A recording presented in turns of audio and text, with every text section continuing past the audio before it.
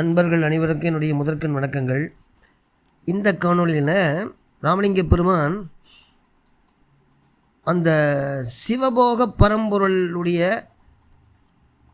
வழியை நல்குக அப்படின்னு வேண்டிக்கிட்டு சுத்த ஆன்மாக்கள் பெறும் சிவபோகம் அனுபவமும் சொல்கிறார். அது என்னென்னு இந்த பாட்டில் முதல்ல பாடுறேன், அப்புறம் பொருள் சொல்கிறேன். பவமான எழுவகை பரப்பான வேலையில் பசுவான பாவி இன்னும் பற்றான குற்றம் அதை உற்று அலை துரும்பன படராது மறையனைத்தும் உவமானம் உரை செய்ய அரிதான சிவநிலையை உற்று அதனை ஒன்றி வாழும் உலவான வழி ஈது என காட்டி அருள் செய்யும் உய்குவேன் முடிவான நல் தவமான நெறி பற்றி இரண்டு அற்ற சுகவாரிதன்னில் நினை நாடி எல்லாம் தானான சுதசன்மார்க்க அனுபவ சாந்த தற்பரர்கள் நிறைந்தே அவமான கருணை பிரகாச நின்னருள் தடை அடியேனுக்கு அருள் செய்குவாய் அற்புத சிதாகாச ஞான அம்பலமாடும் ஆனந்த நடனமணியே.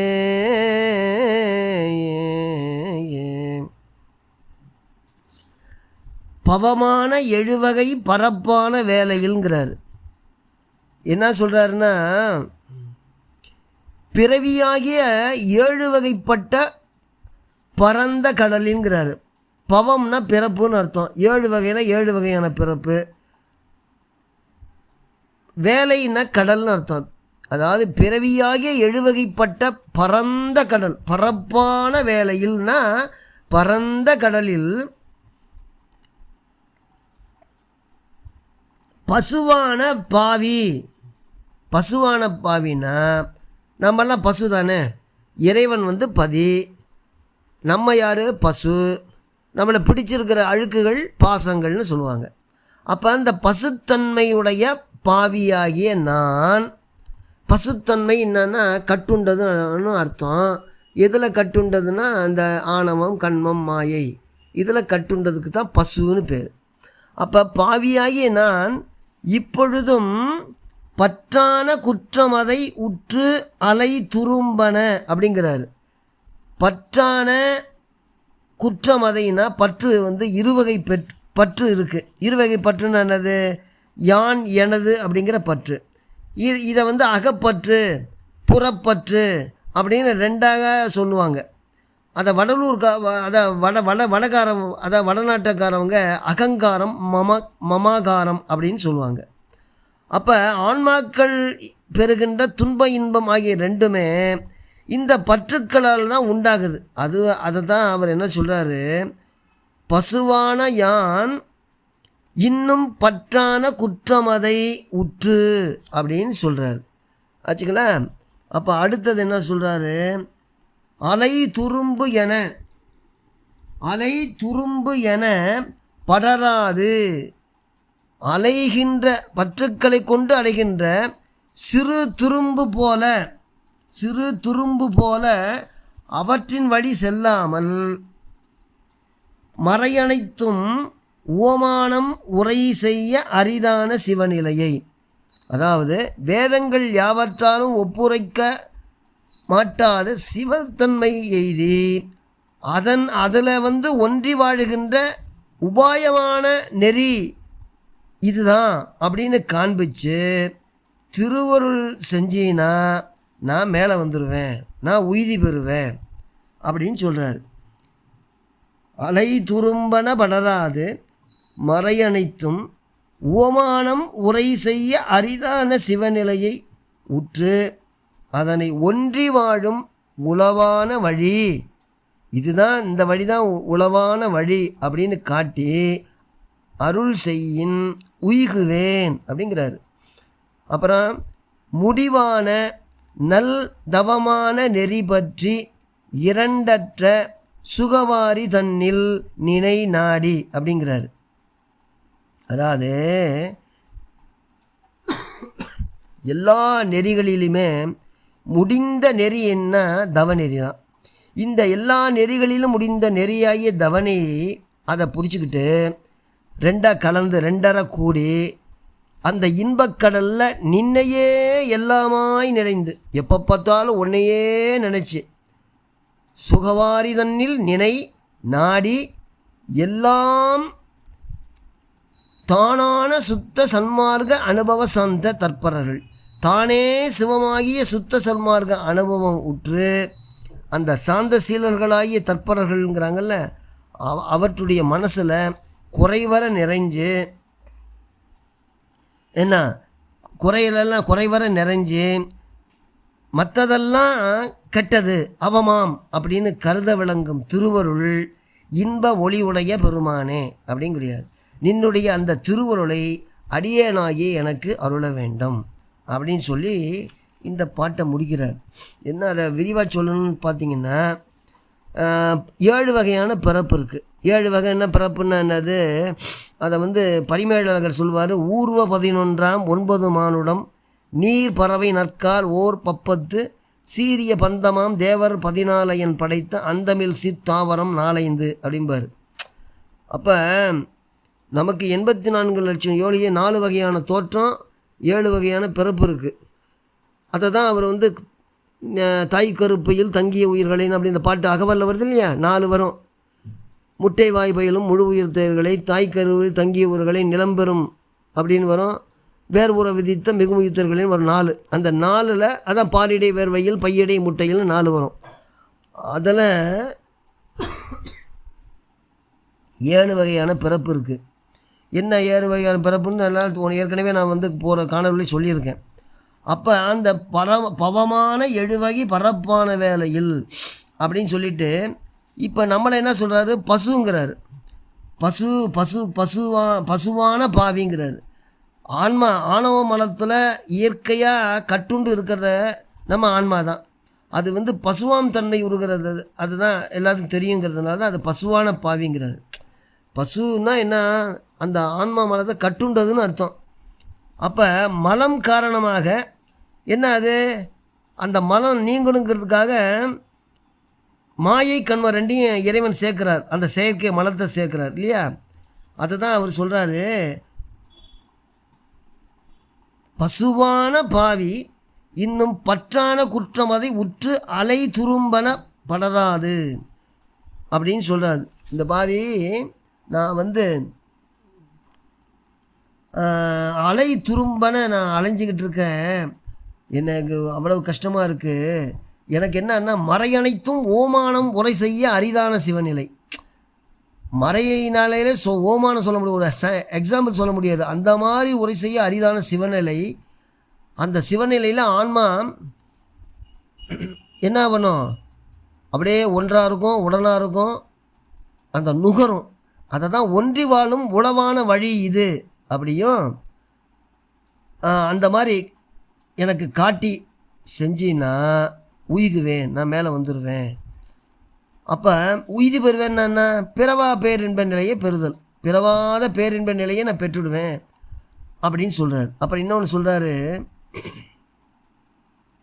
சன்மார்க்க நெறிகளுடைய முடிவான பொருள் என்னென்னா அந்த பரம்பொருளோடு இரண்டரை கலந்து பெறும் சிவபோகம்.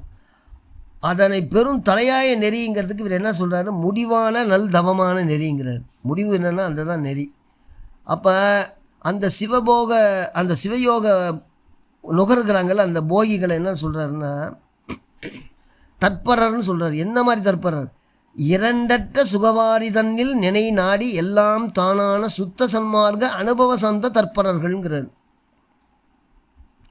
அப்போ என்ன சொல்கிறாரு, அந்த தவநெறி, அந்த இரண்டற்ற சுகவாரி தன்னில் நெடிநாடி அப்படிலாம் சொல்லிட்டு என்ன சொல்கிறாரு, அவமானம் இல்லாத அந்த மற்றதெல்லாம் குற்றங்கள் உடையது அப்படின்னு கருத விளங்கும் திருவருள் இன்ப ஒளியுடைய பெருமானே, நின்னுடைய அந்த திருவுருளை அடியவனாகி எனக்கு அருள வேண்டும் அப்படின்னு சொல்கிறார். அப்படியே முடிவாக சொல்ல போதுன்னா ஒன்றும் இல்லை. என்னன்னா, அதாவது பாவியாகிய நான், என்ன பசுத்தன்மை உடையது நம்ம, அந்த பசுத்தன்மை உடைய பாவியாகிய நான் இப்போ ரொம்ப இருவகை பற்றுக்களை வச்சுருக்கேன். நான் எனதுங்கிற பற்று, இன்பம் துன்பங்களை பற்று வச்சு அலைகின்ற சிறு துருவும் போல் அது வழியில் அது வழியில் போகாமல் ஒன்றி வாழாமல் அப்படியே ரொம்ப கஷ்டப்பட்டுருக்கேன். அப்போ நீ என்ன பண்ணணுன்னா, இதுதான் உண்மையான நெறின்னு எனக்கு சொல்லி திருவுள் செஞ்சின்னா நான் மேலே வந்துடுவேன், உய்தி பெறுவேன். என்ன இல்லைன்னா ரொம்ப கஷ்டப்படுவேன். அப்போ இதுதான் தவமாம் நெறி, உண்மையான நெறி, மற்றதெல்லாம் அவமாம் நெறி.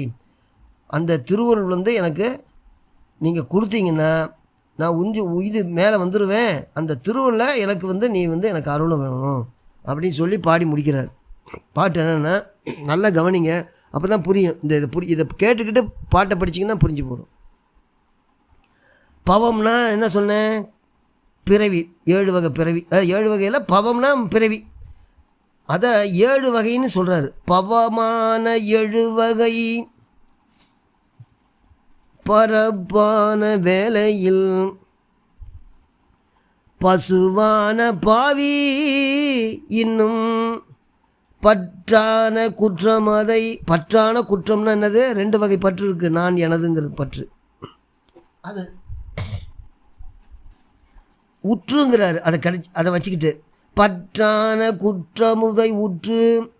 அதனால் என்ன ஆகுது, அலை துரும்பன படராது மறையனைத்தும் உவமானம் உரை செய்ய அரிதான சிவநிலையை உற்று. அந்த பற்றுக்கெல்லாம் விட்டுட்டு, அந்த பற்றுனால தான் துரும்பு போல் அலைஞ்சிக்கிட்டு இருக்கேன், அதெல்லாம் விட்டுவிட்டு எதுவுமே ஓமானம் சொல்ல முடியாது, எக்ஸாம்பிள் சொல்ல முடியாத உன்னுடைய நிலை. ஓமானம் உரை செய்ய அரிதான சிவநிலையை உற்று. அதோடு என்ன பண்ணும், ஒன்றி வாழ்கிறது, 2 இணைகிறது மாதிரி. ஒன்றி வாழும் உழவான வழி இது என காட்டி, இதாண்டா வழி, இதாண்டா உழவான வழி அப்படின்னு இதை அந்த சிவநிலையை உற்று ஒன்றி வாழுகின்ற வழி தான் உழவான வழி. அந்த வழியை ஈதனை காட்டி அருள் செஞ்சினா, அருள் செய்யின் உய்குவேன் முடிவான நல் தவமான நெறி பற்றி. எல்லாத்துக்கும் ஒரு நெறி, அந்த நெறிக்கு முடிவான நெறி என்னென்னா தவம்ங்கிறாரு. அந்த தவமான நெறி பற்றி இரண்டற்ற சுகவாரி தன்னில் நினை நாடி. அந்த இதில் உன்னை நினச்சிக்கிட்டே இருக்கிறது மாதிரி இருக்காங்க இல்லையா, உங்களை நினஞ்சி இருக்கின்ற அந்த ஜீவர்களாய் தர்ப்பர்கள் மனத்தின் குறை அவங்க உள்ளத்துலேயும் நிறைஞ்சு இருக்கிறது மாதிரி எனக்கு அருள் பண்ண வேணும் அப்படின்னு இந்த பாட்டு பாடுறாரு. தவமான நெறி பற்றி இரண்டற்ற சுகவாரி தன்னில் நினை நாடி எல்லாம் தானான சுத்த சன்மார்க்க அனுபவ சந்த தற்பரர்கள் நிறைந்தே அவமான கருணை பிரகாசனின் அருள் தனை அடியேனுக்கு அருள் செய்குவாய் அற்புத சிதாகாச ஞான அம்பலமாடும் ஆனந்த நடனமணியே. அற்புத சிதாகாசமான ஞானமண்டிலே திருக்கூத்தாடும் ஆனந்த நடனமடியாகிய பெருமானே அப்படின்னு சொல்லி முடிக்கிறார். இந்த பாட்டை நல்லா அந்த நான் சொன்ன பொருளை வச்சுக்கிட்டு நீங்கள் பாட்டை படிச்சிங்கன்னா கிருன்னு அப்படியே மனசில் நிற்கும் அப்படின்னு சொல்லி இந்த காணொலியை நிறைவு செய்கிறேன். அடுத்த காணொலியில் இன்னொன்று. வணக்கம்.